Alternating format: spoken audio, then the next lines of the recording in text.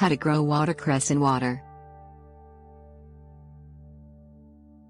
Watercress, a leafy green plant that likes to grow in moving water, adds spice to your salads and meals with its crisp, tangy flavor. Fresh watercress is available at many grocery stores, and it thrives when placed in a container of water. If you start watercress from seed, the seedlings grow in soil until they are large enough to transplant into water.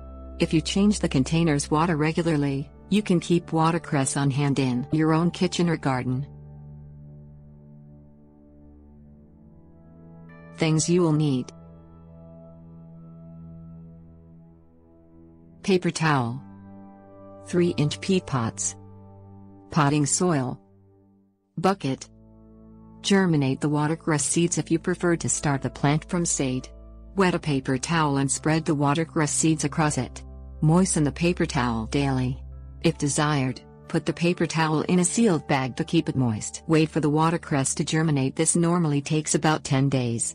Once the watercress has germinated, fill 3-inch pots with potting soil. Sprinkle several germinated watercress seeds on the soil in each pot. Barely cover the watercress seeds with soil. Keep the soil very moist. In 3 weeks, the seedlings will be large enough to move to the water. Fill a bucket halfway with cool, clean water. Carefully remove the watercress plants from the soil and place them in the water. The watercress will continue to form roots in the water. Replace the water in the bucket every day. Watercress requires clean water to thrive. Tips: warnings. Cut the leaves off watercress plants to harvest them, but leave the roots.